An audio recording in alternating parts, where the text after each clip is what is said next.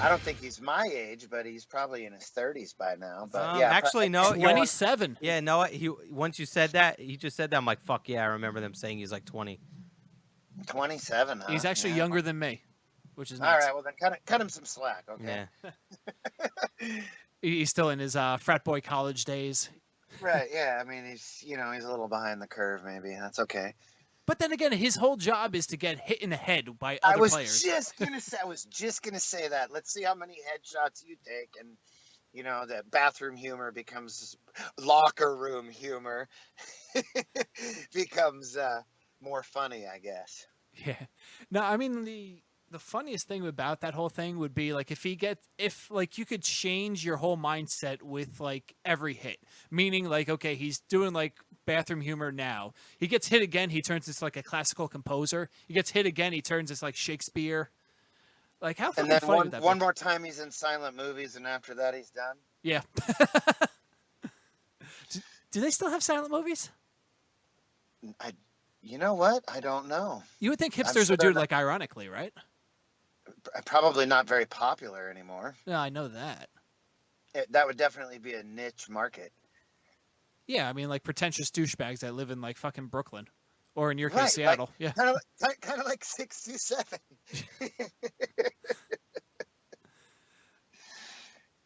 See, self-deprecation is the way that you relieve stress, I think. Absolutely. Can't take yourself too seriously. Well, Lord knows we don't take this show too seriously, so. All right, we've talked about dildos and dildos. Yeah. That's pretty much it. All within a matter of, 5 minutes now?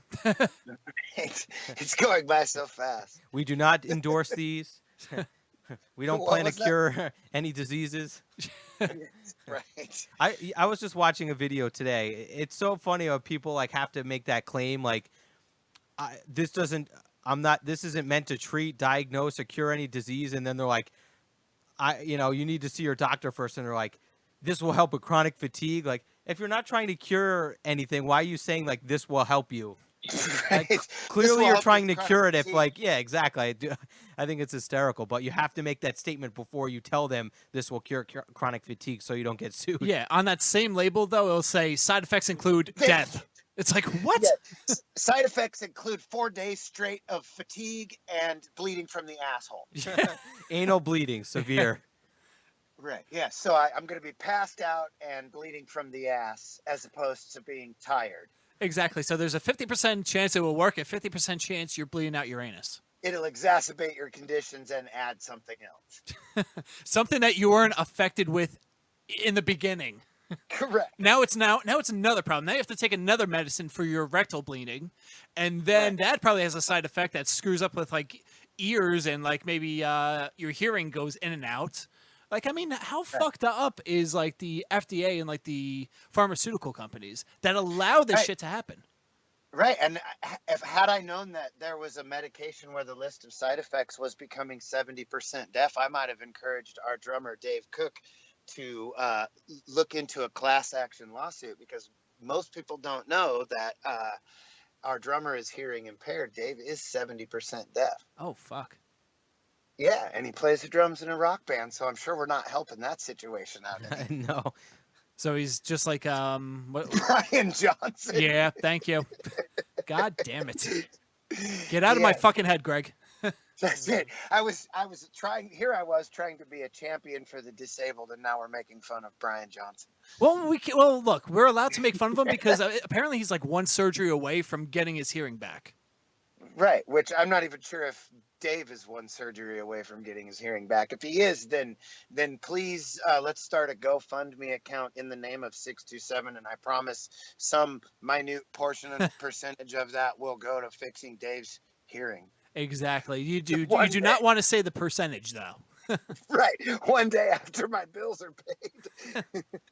Oh, I have $4 left over. Here you are, Dave. Right. We could have some earplugs. Yeah. Technically, we helped. Yes. Technically, a portion did go to it. That's right. No, recently we did, though. We invested in going to an in-ear monitor system because of that, it makes it, for one, it's a lot easier for him to hear, and two, he doesn't have to have a monitor at such a high volume right next to his ear. Yeah. So I mean, what was the cause of that? Was it like a rock band, or did he like work at like maybe like a mechanic shop, or like somewhere like loud, or was he born that way? I don't know. I think it's hearing loss. I don't think he's always been. I think it's degraded over time, but I don't think it's from any one particular thing. I maybe it's perhaps genetic. I don't know.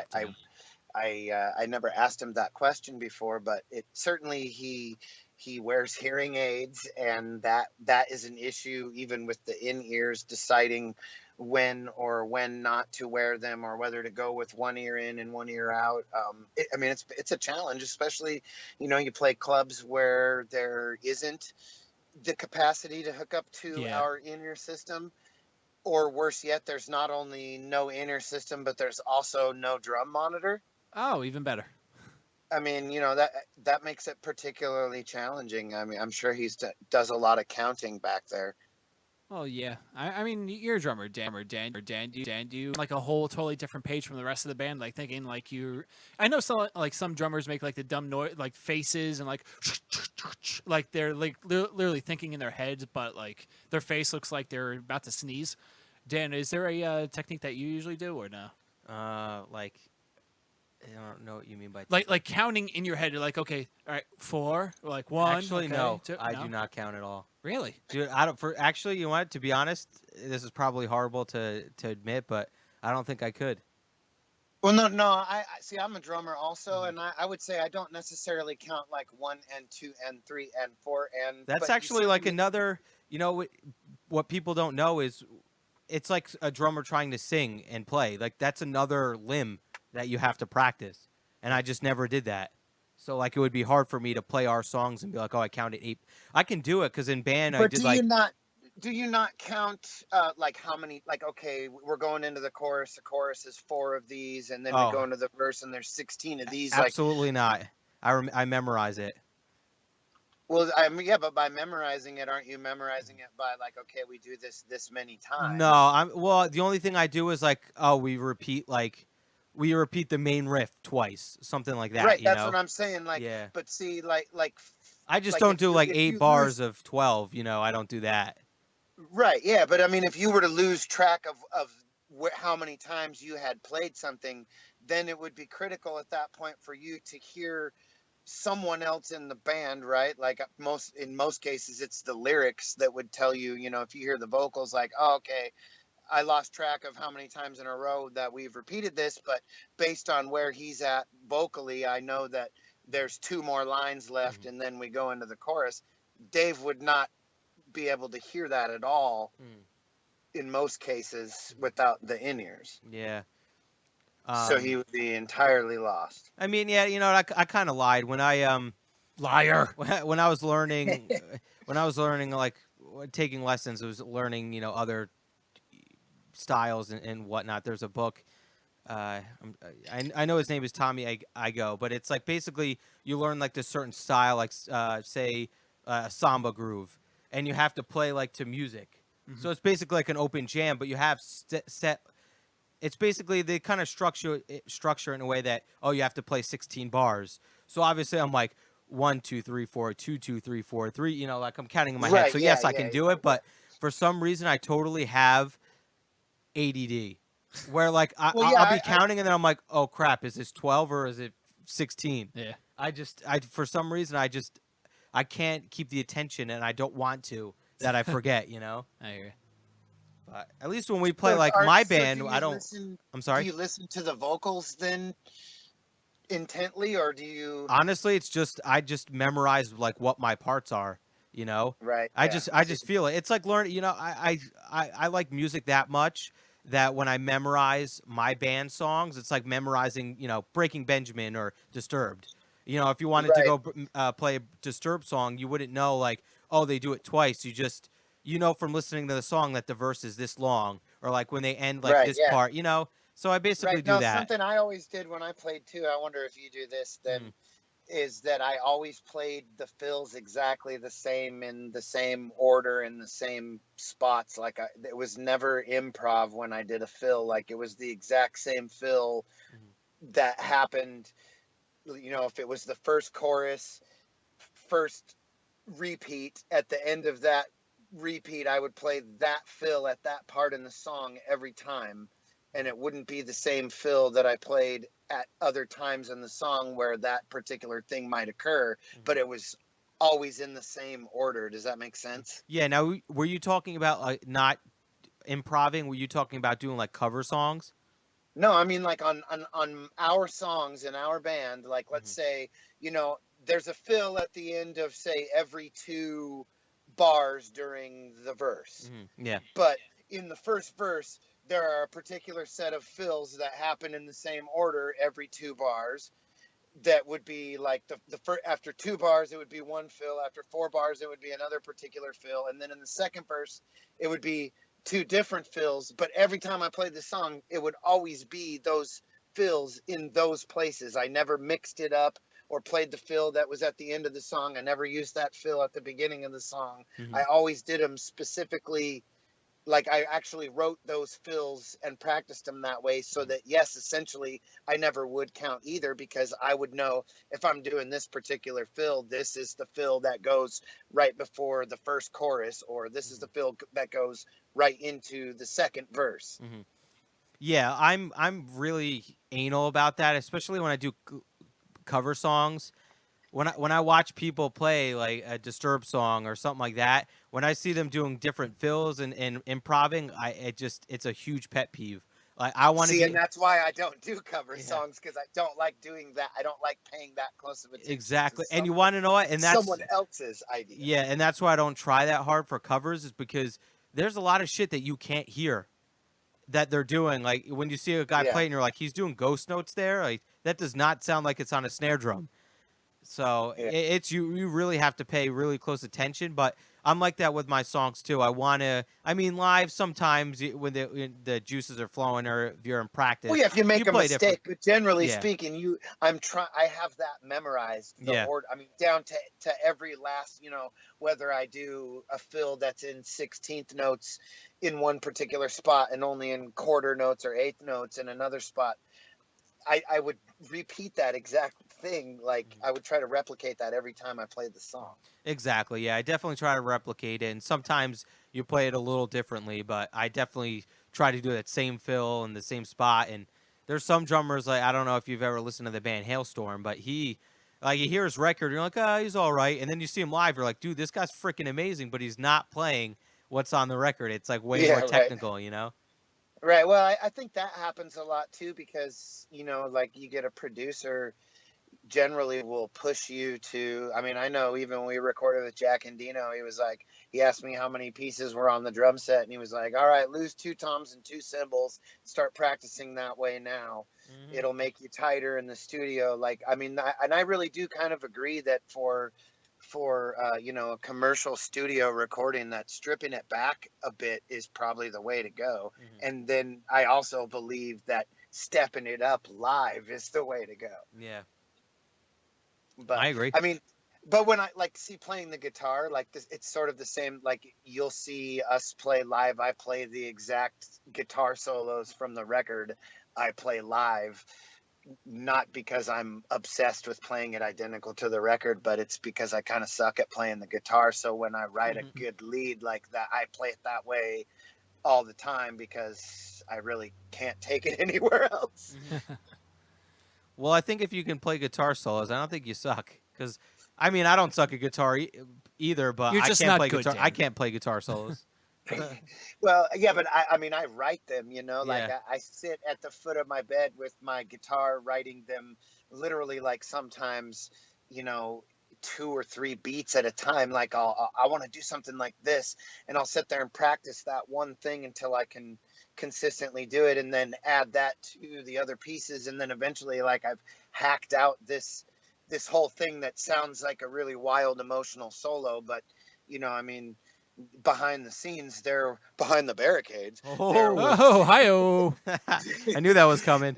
there's a lot more going on to that, I mean, I wish I could just pick up a guitar and like whip something like that out, and occasionally, something kind of happens that way, but more often than not, if I go into an improv solo, I'm going to end up playing essentially the same thing all the time, and I don't want to do that. So I try to like actually, really think about like the emotion of the song that I'm after, and I grew up listening to like Jay Mascis from Dinosaur Jr. So it's not always about, like hammer-ons and metal solos. For me, I really like long emotional bends and, I mean, just weird things that Jay Mascis would do. I try to like throw in there, and that's sort of how I piecemeal that stuff together. Yeah. Hey, I mean, whatever works for you. I mean, some people want to be like Sinister Gates and play like these ridiculous solos, and other people are more like, I don't want to say more technical, but more, I don't know, more of like a refined solo where it's like you know exactly what notes are playing and you know where to bend and where to. Well, like the guitar player for Disturbed, not so much now, but when they've started doing solos, he's very lead. I don't know if I'm quite describing it, the way it should be, but it's like a lead. So it's basically like a separate riff in his guitar solo. He starts out with right. It's not like he's shredding and you can't play. Yeah, solo. It's a lead. I know what you're saying. Yeah, like, and he ends like them with it. How to like even the Offspring, maybe like where they don't have a guy that just goes wild technically, but occasionally he'll play a lead part that I guess would be the equivalent of what their solos would be. Yeah. That's what I love. I was watching a thing on Chevelle. They posted something like, "Oh, we're doing a lot more solos on this record, and it's something we've never done before." And I'm thinking to myself, oh, Chevelle, they don't really play anything technical. And then I see this, and then I listen to the record. I'm like, wow, wait, I didn't hear any guitar solo on this album. And then you go back and listen, and the guitar solo was just like 30-second notes, and like maybe he ends with a little, like triplet run, but that's it. Like that's their solo. So I guess to each is their own. Whatever for that. works. Yeah. Well, like recently I've noticed that the Foo Fighters, who traditionally would be a band that has occasionally some lead parts, but very rarely an actual solo. But I would say over the last 3 or 4 records, they've gone that way a lot more. And then, especially as of late, some of those songs now, they're really starting to have more metal-y or maybe classic rock style leads in their songs too. And actually they're really good though. They're not like crappy ones like you were talking about. They're like, apparently they've had the skill the whole time and they just have been hiding it from us. Well, I think really, I don't know. How'd you feel about Sonic Highways? Me? Yeah. Honestly, I thought it was badass. I mean, like everything they do. I liked a couple songs, but yeah. Really, I thought some of the songs that they did that didn't receive quite as much attention were some of the better songs on the record, and I thought for what it was that it could have turned out a lot less edgy than it did. And then especially when they followed it up with Saint Cecilia, which has some really edgy songs on it too. Like, I keep thinking that because of their age and because of their propensity to write acoustic songs and shit with piano in it, like, I keep thinking, the next record they put out's just totally gonna suck and I'm gonna be disappointed. And every time they put out a record, it's like I take it home and I listen to it, and at first I'm like, I don't really know. And then like a week and a half later, I'm obsessed with it. So that's how it always is for albums. Yeah. Right. Yeah. So, I mean, like, I can't say that I session all the songs on that record as much as I do Saint Cecilia, because I think Saint Cecilia is a little bit better. But for what they did with Sonic Highways, it's still very Foo Fighters. It still totally fucking rocks. It's still, I don't know, man. I mean, I just think he does shit the right way for a band that's making a killing commercially. Oh, absolutely, yeah. But I mean, he still does shit the right way. Yeah, the one thing I just didn't like was that was his what what's that Radiohead album? OK Computer, where they started going like in a weird ass direction. See, now OK Computer is one of my favorite Radiohead albums. It's either you love it or you hate it. That's basically what it comes down to for OK Computer. Like I mean, most people actually love it. I really dislike it, but it's just that's crazy. That's my favorite. Yeah, but I mean, I think it was like the Foo Fighters version of that. Like, I like the whole backstory and the whole HBO show where they go into different cities and like get different influences, and then it shows on the record. Like that, I actually enjoyed, but it was just like a whole mess. Like nothing really like came together, and I know that wasn't the purpose. But like every other Foo Fighters album, it all comes wrapped around. Like it's a whole circle, and this one is basically going in 5 different thousand directions. Right, and that's why I said with the caveat that for what it was, it's still pretty Foo Fighters. I mean, they didn't do a country song when they were in Nashville, and they didn't do a grunge song when they were in Seattle. I mean, the songs are still Foo Fighters songs. It would have been worse had they tried to do, a soul song in Detroit or something in Detroit. I mean, like, think about what a mess that would have been. Yeah, that's true. So for what they tried to do, I think it turned out about as cool as it could have. I mean, you either like the idea or you don't. But I mean, honestly, I think if they had done it, most people that don't like it because they didn't do a country song in Nashville and a soul song in Detroit. But as a Foo Fighters fan, I'm so fucking glad they did not do that. Yeah, I don't know. I think I only liked probably like 3. Was there like 8 tracks? Yeah. I think out of all of them, it was only 3 of them I liked. Did you like the Holy Diver intro track? Yeah, that one was. Yeah, it sounded exactly. I've heard a lot of people bitch about that. Yeah. See, you want to know what's the problem? I hear that in the beginning, but I like the song so much that I look past sounding like Holy Diver. But Outside, I love that song. Outside is a great song, and I think my favorite track on that record is Congregation. Mm-hmm. Like I feel with Outside, it's a guilty pleasure because when I hear bands repeating the same riff, like that's the main part of the song is just an easy, like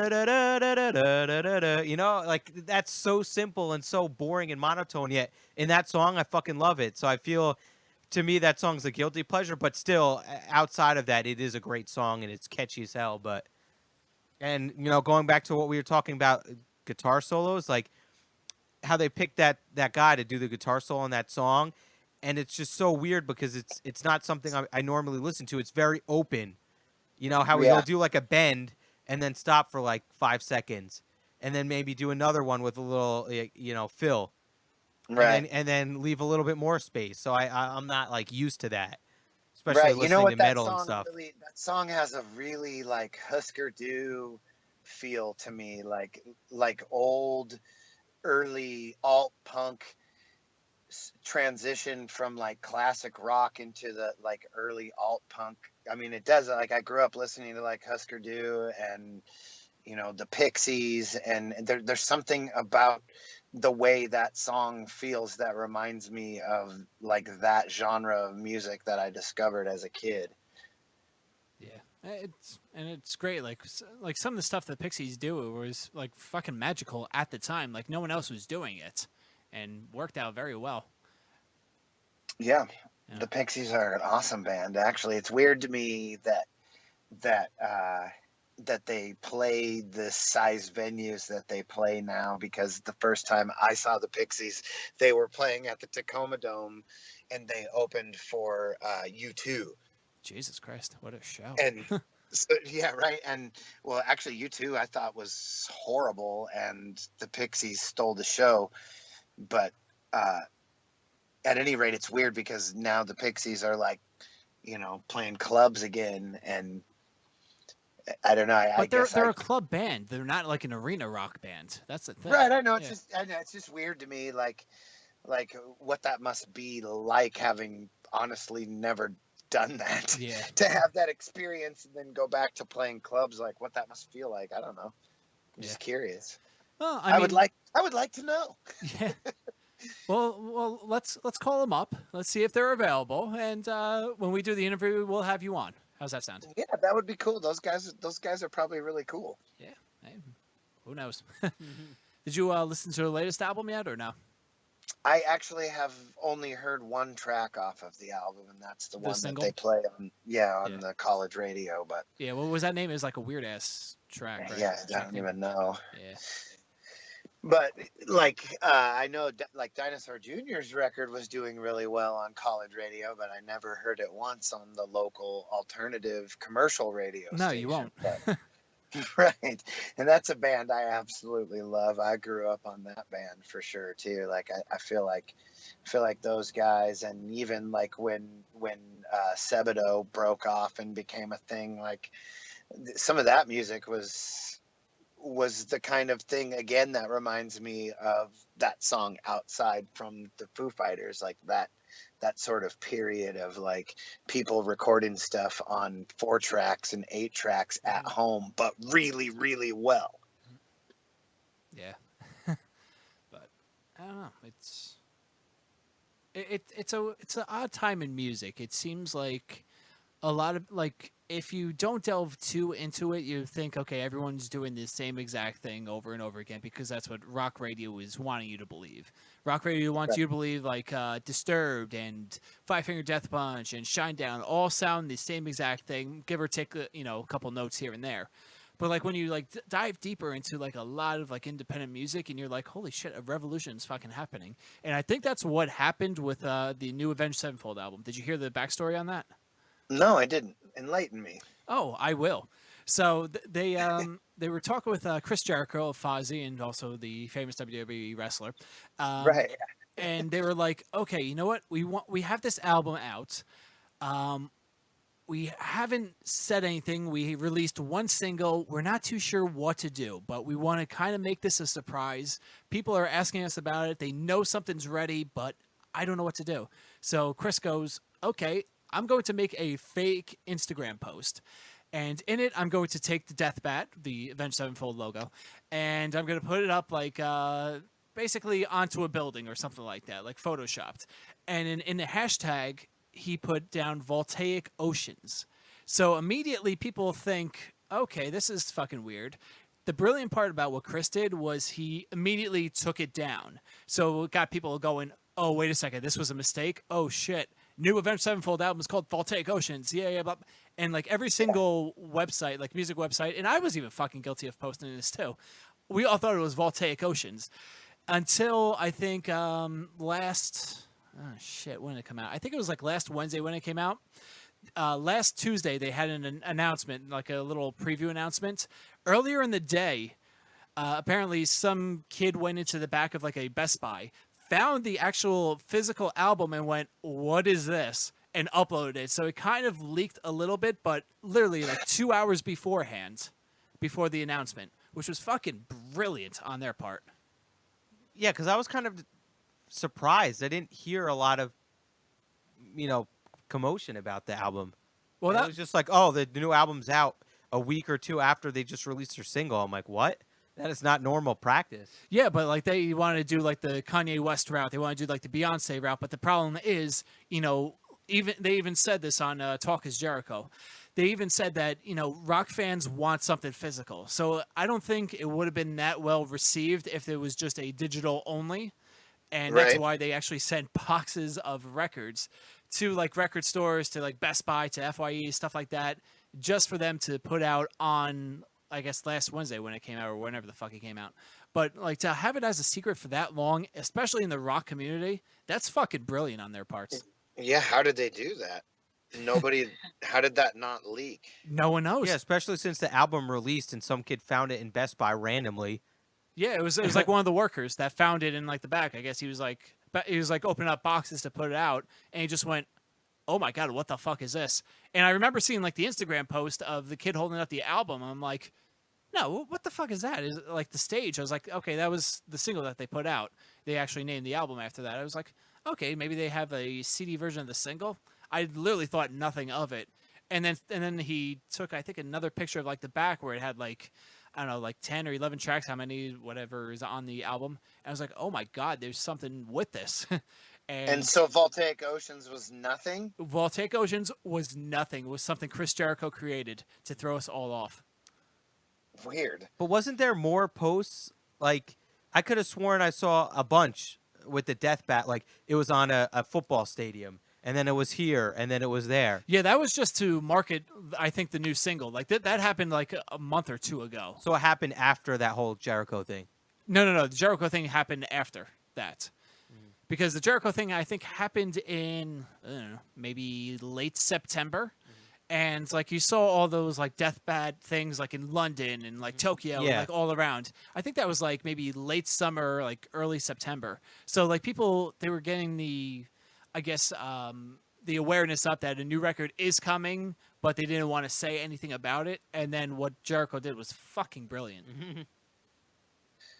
Is he part of their team? I don't think he is. I know he's good friends with M Shadows and what the fuck? What was the guitar? Oh, Sinister Gates. He's good friends with those guys. Like, they've been on his podcast a few times. And then, you know, I guess they were talking about the new album, which was sent to Jericho, and he's like, holy shit, this is not like any other Avenged Sevenfold album I've heard. And listening to it, like, it's brilliant. I mean, it's like 9 or 10 tracks, whatever it is. But, you know, it clocks in at like an hour 13. I've yet to So listen they're to long tracks. Oh, my God, yes. They used to have long ones like Sidewinder, Yeah, I mean, they which were is like, an amazing song. yeah, I think they mentioned that was like, what, 11 minutes or something like that? And that was the second longest. And they have one on this album, which was 15 minutes. Oh, crap. Whoa. So it's like Dream Theater. Yeah, that's what they were going for. Dream Theater, Rush. They were doing like a little prog rock thing.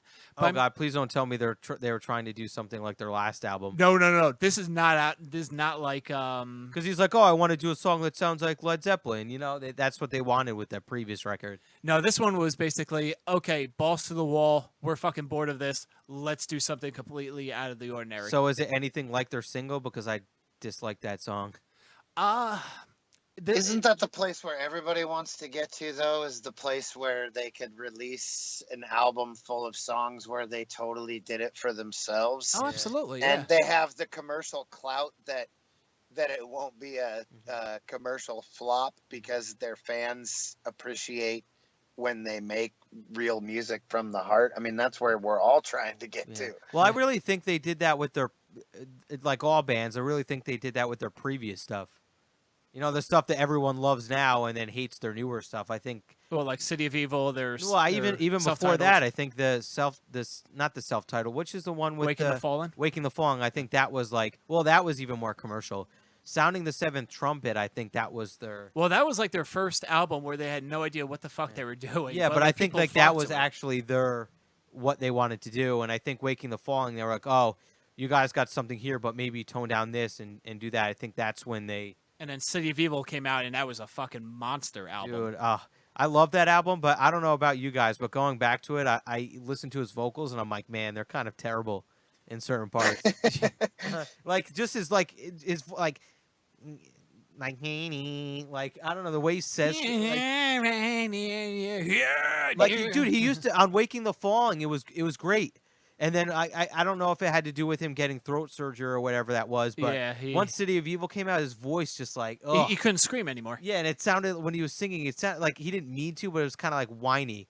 Yeah. Nasally or something. Yeah, you know, like when they say E's and stuff, like, I don't know. I just, going back to it, I'm like, I love that album back in the day, but nowadays, like, when I listen to it, it kind of leaves a bad taste in my mouth when I hear his vocals in certain spots, but still doesn't detract. It's an amazing album. Yeah.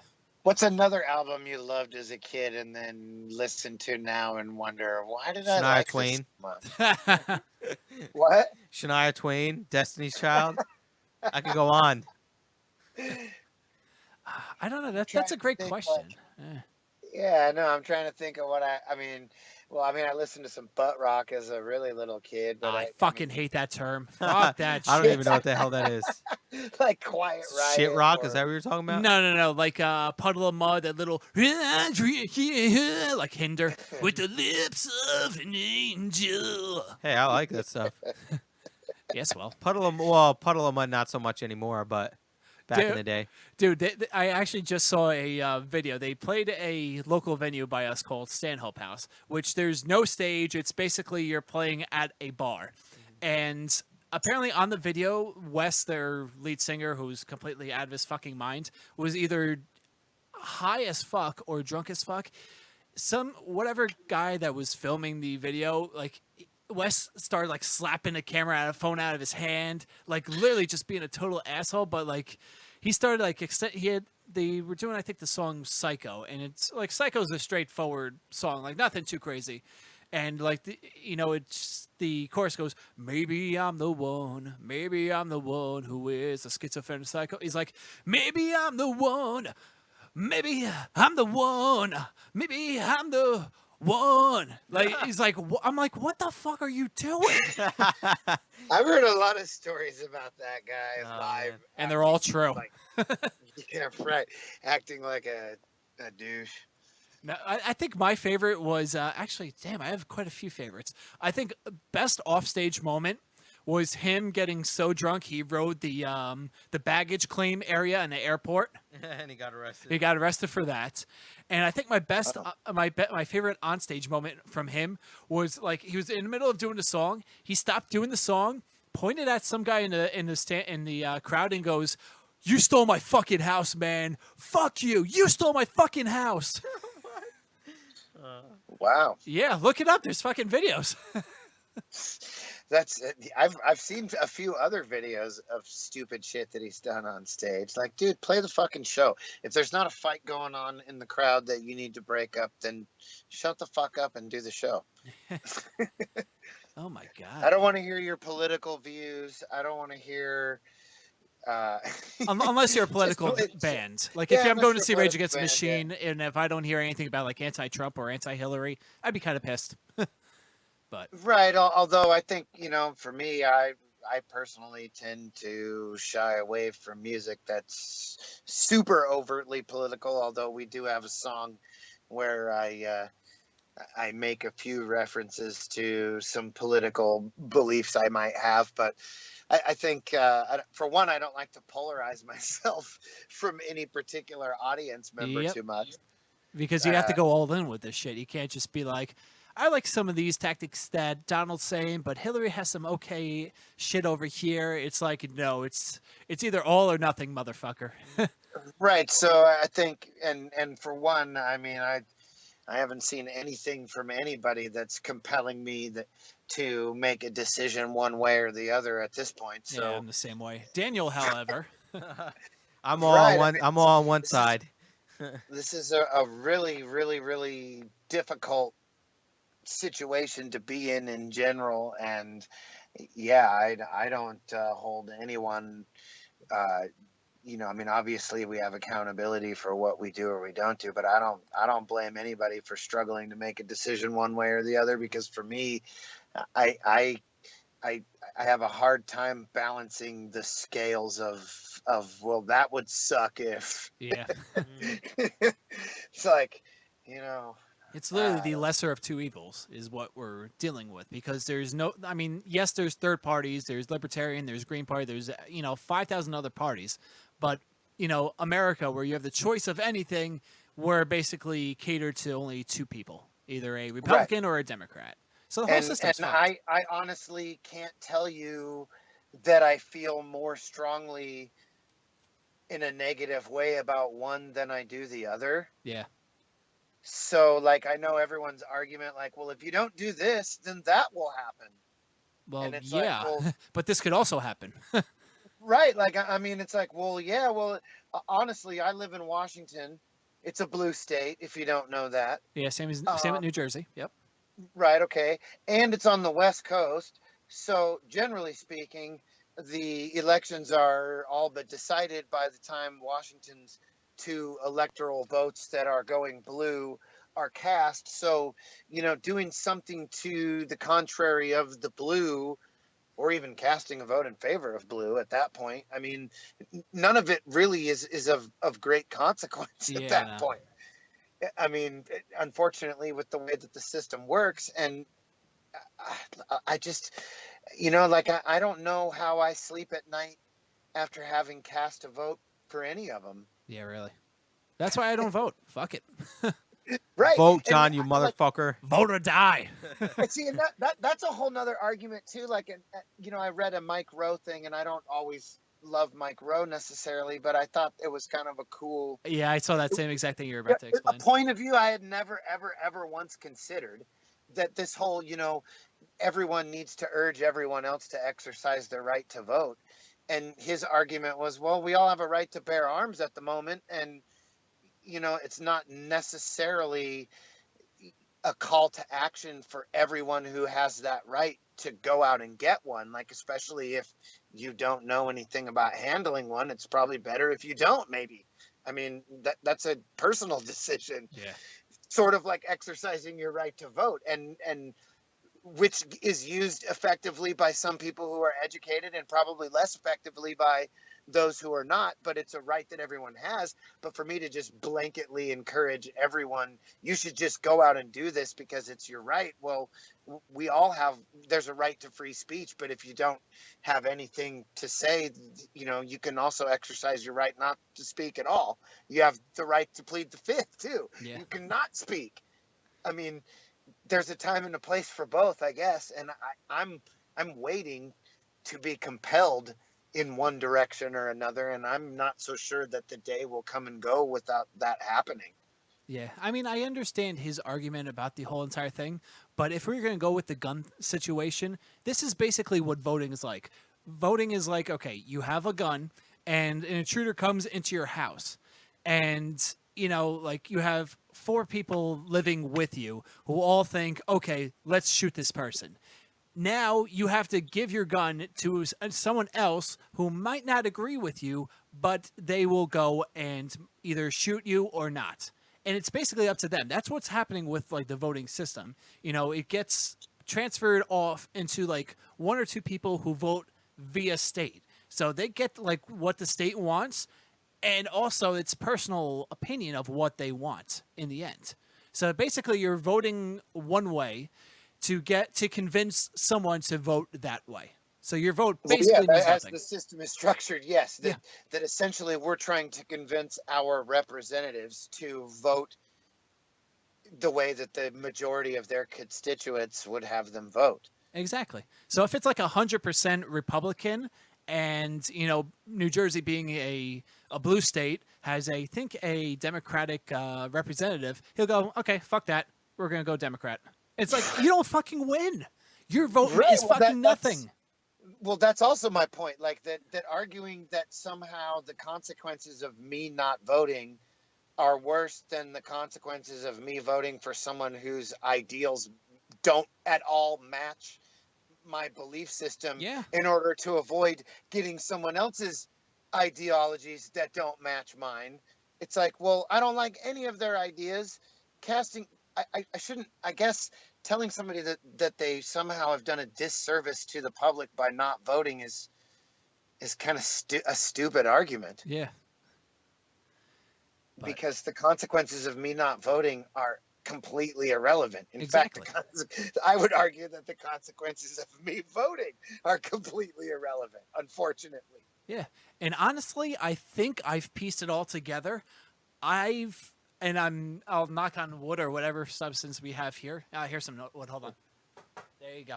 I'll knock on wood. I have never been selected for jury duty, and I believe that ties in to not voting. Oh, well, I don't know. I've both voted and not voted over the years, depending on the election. So John, you've never ever voted? I voted once. The same here. When I was 18. Same here. And I haven't voted in what's going to be 10 more years. That's me too, and I got jury duty twice. Really? Yes. Yes. And I've had jury duty 3 times also, and I've probably 50-50 voted and not voted since I've been 18. Shit. Huh. Okay, so that theory's fucking shot. I guess I'm just one of the lucky ones. Even though someone's going to hear this and be like, "Yep." I voted in every election that Ron Paul ran in. Oh, see, now I agree with you there. I would vote with Ron Paul in a heartbeat. Yeah. And I think the hardest pill for me to swallow about this whole thing is that it was just 4 years ago that people were telling me that the Republican Party could not nominate Ron Paul because his views were just too extreme. Yeah. And now We have the Donald Republican Trump. Party has nominated 50 Shades of Orange, and and his plan to build a wall is huge. It's huge, all right? It's huge. It's huge. And somehow this is not too extreme, but yet Ron Paul saying, yeah, you know what? I think maybe we should just let people do what they want, kind of, unless they're fucking with other people. What do you think about that? And everybody was like, oh my God, that's so extreme. You mean people can have sex and do drugs behind closed doors, and as long as they're not robbing, stealing, or hurting anyone else, that would be legal? And he said, yeah. And they were like, what are you, fucking crazy? Let's lock up all the Mexicans and build a fucking wall and put checkpoints in. Woo! That's not, Make America that's great not again, fucking bruh. crazy. Like, I don't know, man. I don't get how just 4 years ago that was too extreme, and 4 years later the world is so upset at the system that we're gonna nominate essentially fucking the Camacho dude from Idiocracy. Well, that's what happens when you have someone like that with a voice like that to I know, ramp and that's up people. What's unfortunate is that Ron Paul was made to look more like the guy from Idiocracy than the media is making Trump look like now. So basically, if Ron Paul had the voice and the personality like Donald Trump, he'd be president. I don't know. I guess not the voice in terms of the sound. I mean the voice in terms of the money, that the resources The power, yeah. to get media attention, to garner cameras in his face. I mean, because one of the largest problems that Ron Paul ever had running in both as a libertarian and as a Republican was being included in the debates. Yeah. Like, how does anyone know if his ideas are extreme? We never get to talk about it. And then conversely, we tune into debates that are between two people who don't say fuck all about anything political. It's just like, oh, he's a racist and she wants to go to war and she steals and he lies and rapes. And it's like none of this shit is proven about anybody. Can we talk about what your voting records are? What do you fucking believe? How is you being in office going to impact me? That's what I want to fucking know. That's why I hate the people that are I mean, dude, I'm going to be honest. I'm 100% voting for Trump, but I'm voting for different reasons that the people are not voting for Trump, unlike you. These people that are voting for Hillary because of the way he talks about women, it's like you're 100% looking past all his good qualities for like one or two things. And right, everyone has to do that in order to support any of those candidates. Exactly. That's the problem I have with them bashing on the supporters of the other people is like, look, you obviously have to overlook a massive amount of corruption to put your faith in. I mean, the whole thing is just so fucking broken. Yeah, I mean that's where we are as a country, and but that's why people are voting for Trump. I agree that it is people are finally so fed up that with how things are going that they're willing to do almost anything to shake up the system, and I just don't understand why they couldn't have taken advantage of the opportunity to do that with somebody who is actually smart enough to do it effectively when they had the opportunity with Ron Paul. Yeah. And they didn't do it because he actually knew what he was doing, and it was fucking scary because when he talked about cinching up the economy the way that it needs to, it means sort of like drinking. When you're an alcoholic, the only thing that's really going to make you feel better long term is to stop drinking. Exactly, you're not going to get healthy until you stop. But immediately upon stopping, the only thing that's going to make you feel better in the short term is another fucking drink. Yeah. Spending money is the same way. So as a country, no one wants to swallow the bitter pill that, dude, the only way we get out of this mess is probably 10 or 12 years of some rough shit. And everything we do to put a Band-Aid on it between now and then is just like having another drink, which means that when we finally do take the bottle out of our hands, the shakes are going to be that much more severe. They're going to last that much longer because the only way to really get over it is to get it out of your system. It's like a football team. The behavior. Yeah. Like you can't, I find this, dude, this is my fucking, the Jets, my favorite team like LOL. to a T.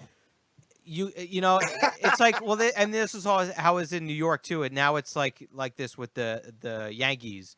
It's, we're in New York in the media spotlight. We can't deal with three bad years. So we go out and get the Brandon Marshalls and the I forget what was his name, Derek Mason, some old wide receiver from Baltimore. Like they keep You're getting, absolutely right. like, dude, you need to spend 3 years of being a horrible team, getting the Rebuilding. draft picks, and not going out and get guys that are going Right. to be getting you to the first round of the playoffs, and then in 3 years you're going to be completely terrible.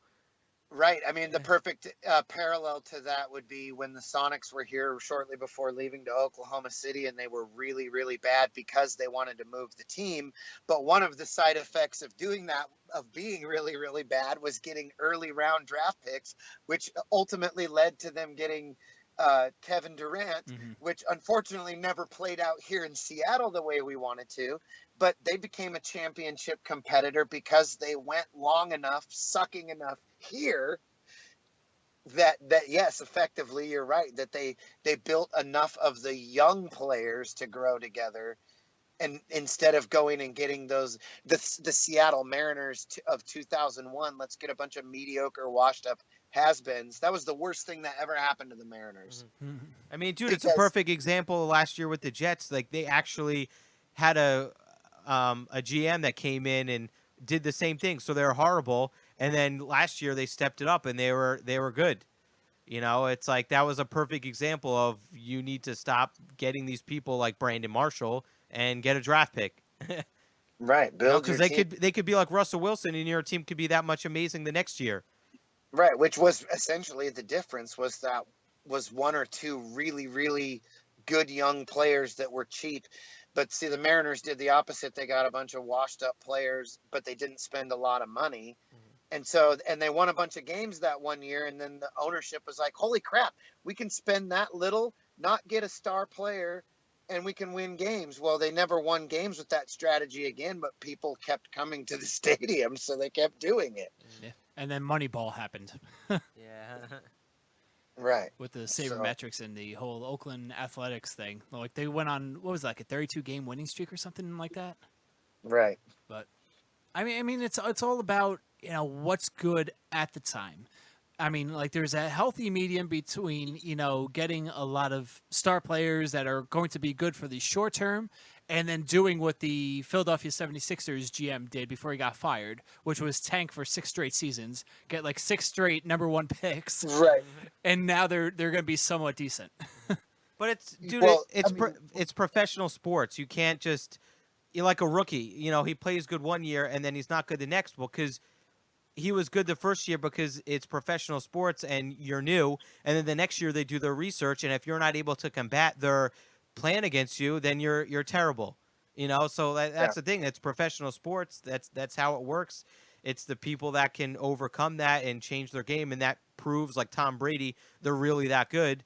Or there's people like Sanchez where it looks like they're going to be something decent and they turn out like shit because they're just not able to overcome, you know, other to people study the game and make the on-the-fly adjustments you need to like the other team did for you, and that's why they're able to combat you. Like happens with pitchers all the time. In the and hitters, you know, they come out and they hit like 20 home runs, and then they figure you out, and you're not able to combat it. Right, and it's funny that you mentioned that because a guy like Tom Brady or a guy like Russell Wilson that was sort of a mid-level or lower, in Tom Brady's case, way lower level draft pick. 7th round, yeah. You know? Yeah, I mean, like, there's not a mountain of film on a guy like that coming in. He didn't probably play right away. He sat behind Bledsoe for a while, right? I mean, yeah, and then Bledsoe got hurt and he got his shot. Right, but he was, that whole time, he was studying the game and learning what he could learn. And meanwhile, everyone was studying Bledsoe and not him. But like you said, now he started. People could have caught on and figured him out. He had to keep that fire in his belly to keep going into the film room and making adjustments on the fly. And I was just listening to the radio today and I heard people talking about, you know, quarterbacks that have that leadership ability. I think they were talking about Jay Cutler, and they were like, you know, there's a lot of quarterbacks that are blessed with the physical attributes, a great arm or whatever. But a guy like Jeff George had a great arm, but he was a shitty leader. Yeah. Same with Jay Cutler. Like, they had struggled to succeed, as where a guy like Tom Brady, he didn't have the, you know, he wasn't a high round draft pick because he didn't possess that rocket arm that sets you apart from everyone else because the competition is so even at that level. But what he possessed was the shit that you couldn't see, was that fire to keep making adjustments, keep studying, keep learning the game. And those are the things that make you a leader. Yeah.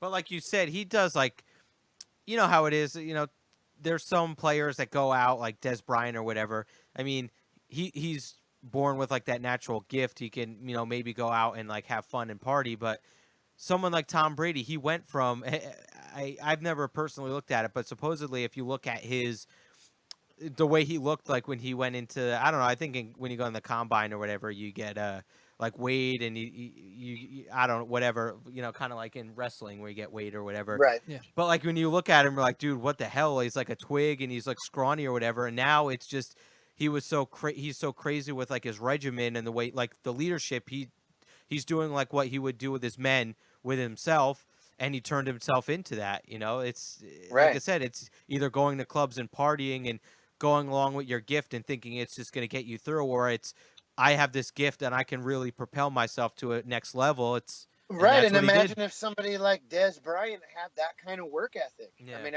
that's how Other than the you. injuries, Well, yeah, but I sometimes you mean, can't take away that. But I no, hear you you. can't. But a lot of times that's the problem is that people that are blessed on that level with that kind of talent, they struggle to have the work ethic because it's hard to motivate yourself to put in that kind of work when stuff comes naturally to you. Yeah. I think one of the benefits that I have in my life is I used to look at it as like a detractor, like why am I not, an amazing drummer or an amazing guitarist? Why do I have to play 5 instruments sort of good instead of one instrument better than anyone I know? Yeah. But it's like, well, because I was made to achieve my success in a different way, and I was going to need all of these little skills here and there, both, all the years I spent sitting in an office, making business deals and doing construction and different things that I did for work. All of those little skills, they went into a box, and I wasn't the best at that compared to the other people at my work, maybe necessarily. And I'm not the greatest guitarist compared to other bands, but one thing I am is a combination of all of the things necessary to run this little show. And I'm thankful for that because there's a lot going on. Yeah. Crazy. Well, speaking of guitar, we did ask our Facebook friends if they had any questions, if they would like to ask you. And a Buster Weldon wants us to ask you about your pedal board. Yeah, my pedal board is a little extreme. I have spent some time and some engineering resources into building an 8-way pedal changer, and I am not smart enough to do the MIDI thing, so it's solid state pedal switching. So I have something like, I don't know, 10 or 12 pedals, and they will be on in some 8 different arrangements of combination. But basically, the pedals are on all the time, and the pedal switcher just chooses which combinations I'm using in my signal flow. And it puts on a pretty cool light show, and some of the pedals are sort of unusual. I have a Digitech whammy that you might recognize as sounding similar to, Queens of the Stone Age or Muse. And then I have a G-Quencer, which does some automatic timing and switching of that whammy. And so that's pretty cool. And I even have my own pedal that was made for me by Loud Button Electronics. It's called a What the Fuck. Only they made a special one for me that's purple. So they called it, since my nickname is Ill Funk, they called it What the Funk. And so I got my own special little one-off version of that that's on my pedal board that makes some pretty cool sounds that I use for our Fascination Street cover. And then I even have a Snazzy Effects mini arc and rainbow machine that I use to make some video game sounds. Jesus Christ, that's awesome. Yeah, I love pedals. I'm a geek. Hey, there's nothing wrong with that. As long as you're putting out quality music, it doesn't matter if you have fucking 50 pedals and you're just half of you is like jumping on like Tom Hanks and Big on the big ass big ass piano. I think I'm like kind of obsessed with making digital sounds out of analog equipment. Oh, you're one of those. Okay. So it isn't that I'm a tech geek, because I'm actually kind of the opposite. The way that I control everything is, like I said, solid state and kind of clunky. But but I like using those old school components to make very modern digital sort of synth, or maybe like sounds you might only hear from samples you're hearing from my guitar and my pedals. Yeah. Which is pretty damn cool if you think about it. Like you're the type of person that, what's a good comparison for this one? It's like, you like to take the road less traveled. You like to go all the way around to like a certain destination when you have like one straight shot to it. Taking the long cut instead of the shortcut. Yeah. Yes, exactly. Hey, I mean, if it works, fuck it. Why not?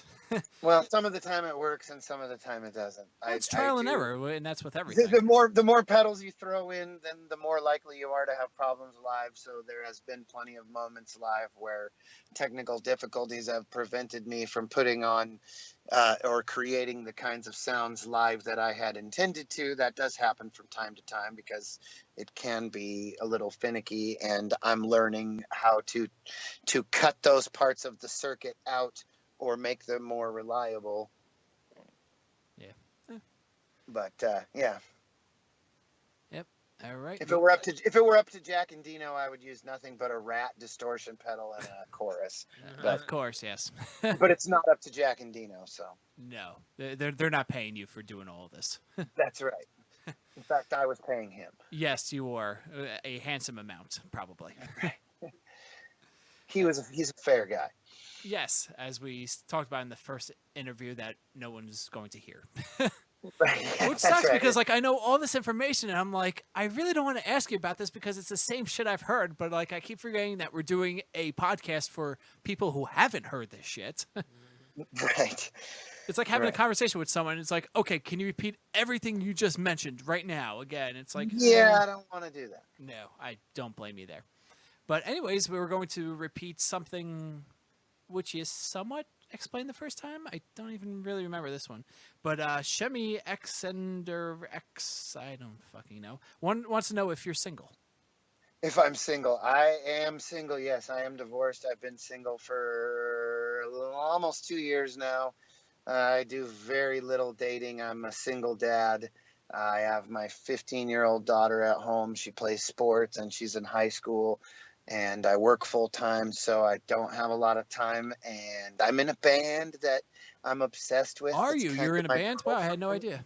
I'm kind of obsessed with my band, like most dudes are with their girlfriends. So it's kind of difficult to find time to do it. I have dated on and off, but I'm really particular about adding ingredients to our soup. My daughter and I are in a good groove, and we like how things work in our home, and I'm a little hesitant to just start throwing other stuff in the mix and seeing what happens.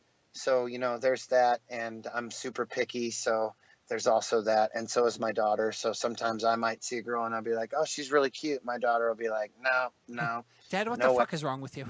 Right. So, and oftentimes she sees a girl, what about her? And I'm like, yeah, honey, girls like that don't talk to me. So, it's hard to find people. I'm way underqualified for that. Honey, this is Kate Upton. She won't give me the time of day. Right. Well, she's on TV, honey. It's not likely that I'll even get a hold of her. But so I do have a little bit of a local celebrity crush, but other than that, I think I kind of like doing what I want to do when I want to do it more than I like making the adjustments necessary to have companionship, at least for the moment. There you go, Shemi. Hopefully you heard that he just wants to fuck and leave. You fuck, you get the hell out. There's no cuddling. There's no cuddling whatsoever, all right? That's right. No cuddling. Get out. All right. And she also asked a follow-up question because one's not enough for Shemi. How many siblings are in the current lineup, which we also discussed last time, but might as well go back into it. Actually, there are currently 3 of us in the lineup. You may only see one Bilderback, depending on who's in town at the time. We have, one of us lives in Bellingham, one of us lives in Austin, Texas, and I live in Gig Harbor, Washington, which is about 4 hours south of Bellingham. So a lot of times, those of us that live in Gig Harbor, which is myself, Mike, and Dave, we will do things as a 3-piece because it's convenient.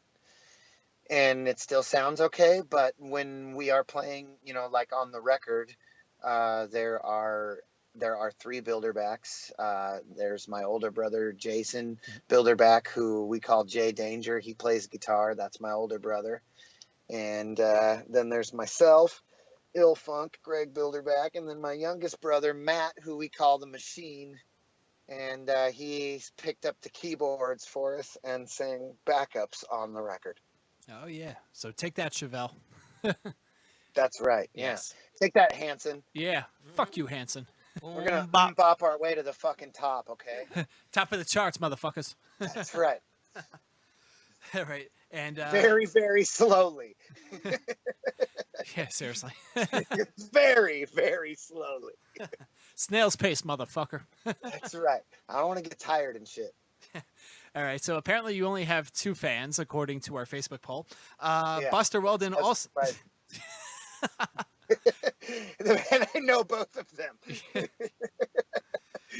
So Buster asks, how important is skateboarding to some or all members of the group? And we've discussed this already, but whatever. Just fucking repeat your answers. Right. Yeah. Skateboarding is my number one non-musical hobby. I absolutely love skateboarding. Skated since I was a little kid.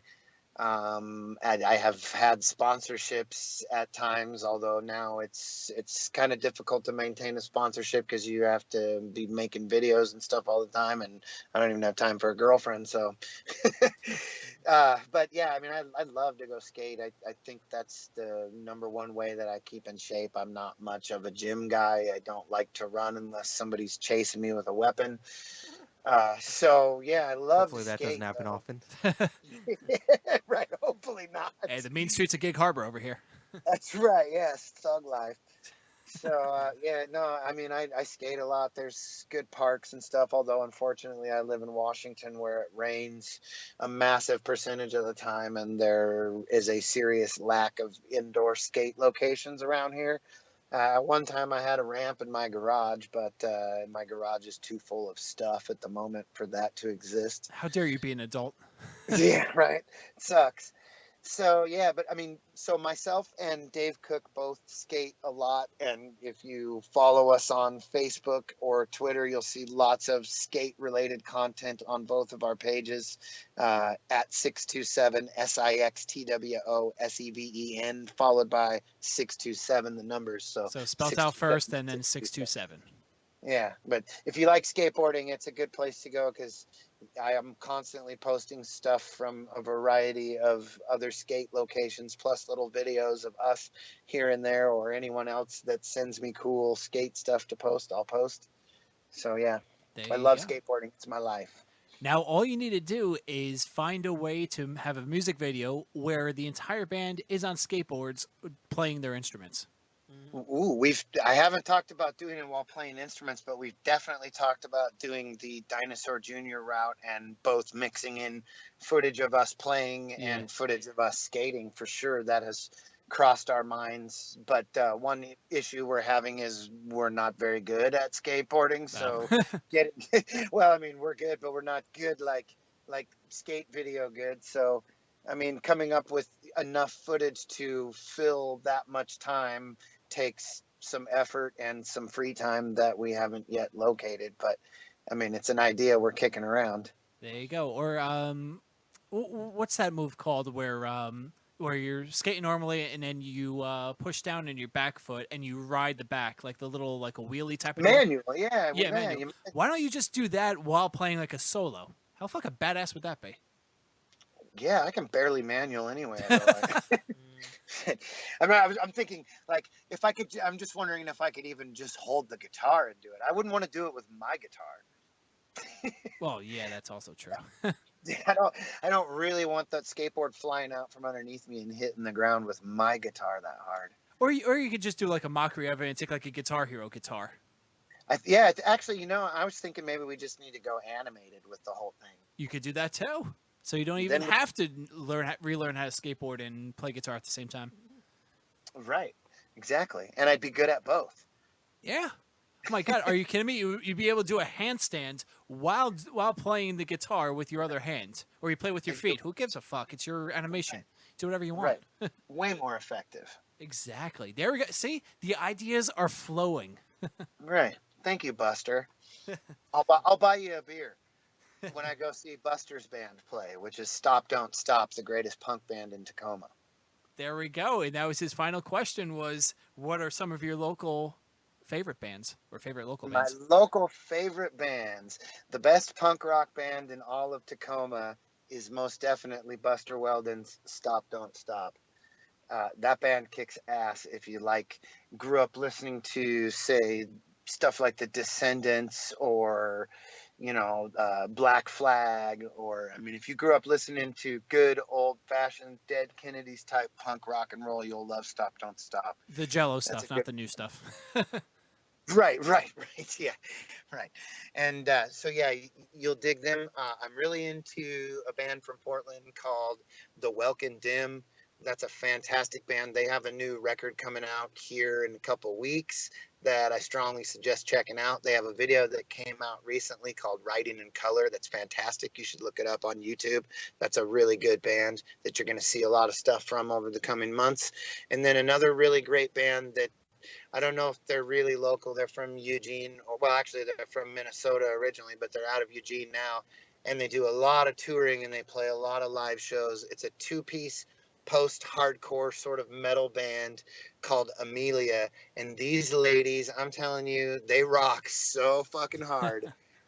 You've never heard a two-piece like that. We actually are gonna be playing with Amelia here coming up on the 3rd of December in Portland at the Analog, and then we're playing with them on the 16th of December in Seattle at the Funhouse. And this band is, they're a load. It's heavy for just two girls, a guitar and a drums. They just rip. There we go. I might actually just check them out now. Thanks for that recommendation. You absolutely should. They have a video also out, and it's oh gosh, what's the name of the video now? I'm spacing. Pressure's on. Yeah, just look them up. Amelia out of Eugene, Oregon. They're on Facebook at Amelia Music. There we go. I'll actually look that up right now since we're not doing anything else except for talking. Right, and I'm telling you, their drummer Tess hits so hard. It's like Dave Grohl died and was reincarnated as a pretty girl that rips. So I think the video you're talking about is The Truth Is. Yes, thank you. Yep. The Truth Is, yes, it's a fantastic video. It's really exciting, and it definitely sums up what it's like to see them live. It's like being the guy in the video. I'll say that. All right, I think I have to check this out because I have no idea what the fuck you're talking about. Yeah, that's the idea. That's what I'm trying to do, see? There you go. See what I did there? No, I see exactly what you did there. You're leading people on. You give them like a nice little headline. Be like, local band says shit about Behind the Barricade, and people are not going to click that link because no one has any idea who the hell Behind the Barricade is. But they will. Oh yeah. Oh yes. Yeah. Yes. Amen. I will do my best to set you up with all of those bands so you can have them on your show. That works for Sounds us. good to me. Fuck yeah. Hell yeah. And that concludes our fan question segment, even though it was just two people. But thank you to those two people. The life of 627, two people. The emphasis on the two. Yeah. All right, Greg. I think we've covered, Jesus Christ, I think almost everything. We... Politics, dildos, football. Yeah, what else could there be? Yeah, really. We've done a good job, boys. Yeah. Awesome. Great. I think we've just recorded enough information to raise children in an hour and 17 minutes. Yeah. I believe so. This is your handbook. And they said that it doesn't come with a manual. Yeah. We You're just welcome. Yeah, that's right. And that's how Behind the Barricades became famous. Yes. Hey, people get famous for weirder shit, so. Right, that's right. Ken Bone got famous for just wearing a red sweater. Right, like I was just saying to you today, we just signed some sync licenses to have our music used on television, and There I we never go. imagined. Thank you. This is why I tell you to Yes. bring that shit up. And I was like, I never imagined that myself to be a television jingle writer, but when you're in a world that's self-financed and is very expensive and difficult to navigate in, things like sync licenses and a few minutes here or there going in or out of a commercial could be a couple $100 a month Yeah. that you can use to pay for advertising or whatever. I mean, it's just another revenue stream that you can capitalize on, and you never imagined it happening. Exactly. Until now. Right, now I'm going to be on Discovery Channel, Oprah Winfrey Network. Are you kidding me? You're on the OWN network? Yeah, Now baby, you've the made it. Learning Channel. We got maybe Rob Dyrdek's, not the Fantasy Ridiculousness. Factory, Ridiculousness, Yeah. Nitro Circus, and NASCAR. Yeah, so we might get a little NASCAR action. That'll be pretty cool. Nice. That's There what I'm you talking go. about. So now you're going to have pretentious kids and rednecks show up on your next shows. That's right, and that's great because mostly the only thing we get with our drink tickets are Pabst Blue Ribbons. So Yeah, PBRs. I'm sure you know the plight. Yes. That's how a musician like us gets paid. Yeah, You invest there's no top shelf $10,000 shit. in advertising and gear, and you get 2 free Pabst Blue Ribbons If you're or two, a well wow, drink of yeah. your choice. It's usually one for every hour you play, but wow, if you're getting 2, you got a great fucking deal. For every hour you play, I've never played for an hour. Oh shit! Wow, really good deal. You guys So you get have a half a a long beer. set list. You get a half a beer. You get a shot of a beer. Yeah, if they did it that way, I would just get to smell somebody's beer Yeah, there you go. Yeah, I for think my like 30 minutes on stage. I think like some cover bands actually get paid like that. Like I know, like Oh yeah, they do. yeah. So it's like But the okay, an cover hour bands you get make 1 real free money, beer. Go. So Cover bands make real money though. depending how good you are, because there are a lot of shit cover bands. Right. Well, they make a lot more money than most of your average bands playing originals, at least until those originals become songs worth covering. Exactly. And then you put those covers up on YouTube, and you'll be famous. Right. Because that's And how then life someone works. will be paying you television royalties. Bam. Uh-huh. That's how you go full circle. This is how the music business works. Yes. And then someone fucks you in the ass with a dildo. There we go. Now we're full Right. circle in this And whole then entire throws it episode. on the field. Yes. There we go, Greg. All right, let's go down with the plugs. You're on Facebook. You're on Twitter. You could pick up the new EP that we didn't even talk about, Some Other's Day, on Bandcamp, on iTunes. CD Baby, Amazon. Basically, wherever there's music being sold, pick that shit up. And thank you guys for having me on. I appreciate it. Thanks for doing it again.